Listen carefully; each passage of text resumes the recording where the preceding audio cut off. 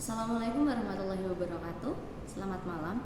Perkenalkan, nama saya Yurvina Marta Kusuma Dendi dengan NIM G331220154, Program Studi Ilmu Komunikasi kelas A sore.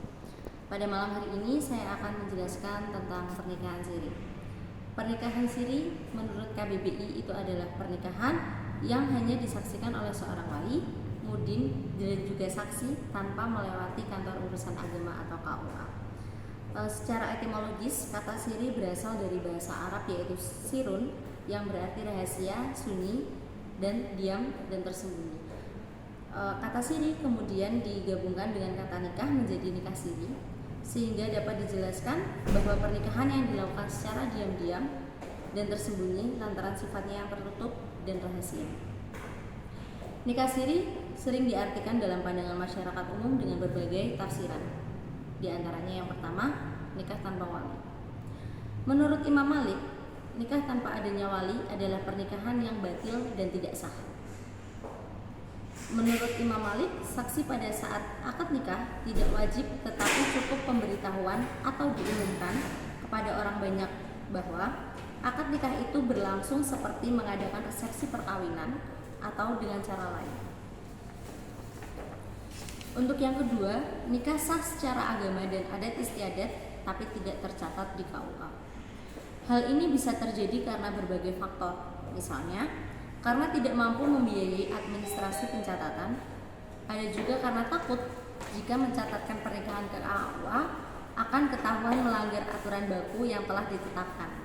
Misal, adanya larangan bagi PNS menikah lebih dari satu tanpa adanya izin dari pengadilan dan sebagainya. Untuk yang ketiga, nikah rahasia karena berbagai pertimbangan. Dalam kasus ini, contohnya adalah ketika dia merupakan istri kedua bagi suaminya, sehingga muncul perasaan takut apabila statusnya diketahui oleh masyarakat umum sehingga menimbulkan stigma yang negatif. Nikah siri yang tidak dicatatkan secara resmi dalam lembaga pencatatan negara sering pula diistilahkan dengan nikah di bawah tangan.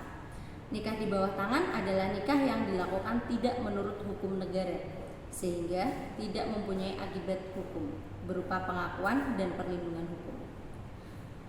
Perbedaan antara pernikahan siri dengan pernikahan pada umumnya.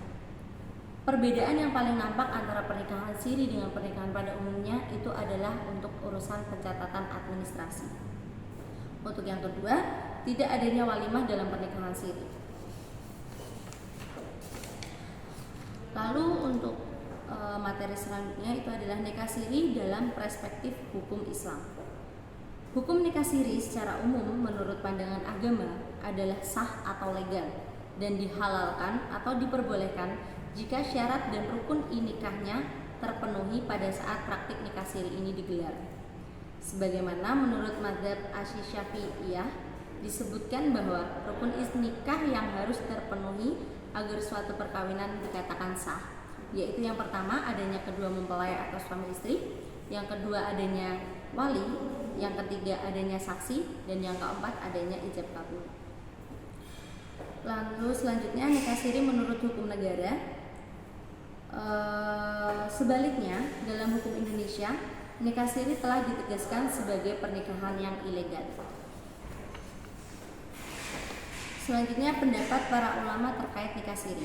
Menurut mazhab Malikiyah, dalam mazhab Maliki, jika pernikahan siri itu dilakukan karena takut dengan mengumumkannya akan terjadi suatu hal yang tidak diinginkan atau kekhawatiran, maka pernikahannya bukan suatu yang haram dan tidak perlu fasakh atau pembatalan pernikahan. Untuk yang kedua, mazhab Hanafiyah. Menurut Hanafiyah, yang dimaksud dengan istilah nikah siri adalah sebuah pernikahan yang tidak bisa menghadirkan kedua saksi. Adapun jika dalam pernikahan telah dihadiri dua orang saksi, maka bukanlah dinamakan nikah siri melainkan alaniah. Lalu yang ketiga ada mazhab Asy-Syafi'iyah. Untuk pengertiannya tidak jauh dari pendapat Hanafiyah. Untuk yang keempat ada mazhab Hanabilah. Menurut mazhab Hanabilah, nikah yang telah dilangsungkan menurut ketentuan syariat adalah sah, meskipun dirahasiakan oleh kedua mempelai, wali, dan para saksi.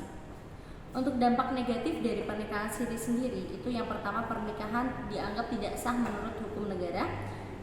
Yang kedua, status anak itu disamakan dengan anak di luar nikah. Yang ketiga, suami tidak berkewajiban memberikan nafkah. Yang keempat, istri dan anak tidak memiliki hak waris.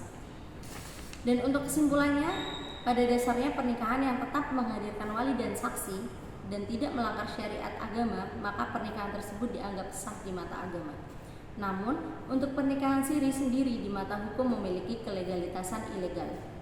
Pernikahan siri yang dilakukan secara kerahasiaan memang bertentangan dengan syariat Nabi Muhammad SAW yang menganjurkan agar hendaknya suatu pernikahan itu dilaksanakan terbuka dan diumumkan kepada khalayak ramai agar tidak menjadi fitnah-fitnah dan tuduhan baik dari masyarakat di kemudian hari. Pernikahan siri ini hakikatnya bukanlah solusi untuk menghalalkan suatu hubungan. Tidak ada peraturan dari agama manapun yang menganjurkan pernikahan siri. Nikah siri tidak seharusnya dilakukan karena kerugian terbanyak ada pada pihak perempuan dan anak yang lahir dari pernikahan tidak sah menurut hukum. Sekian, terima kasih.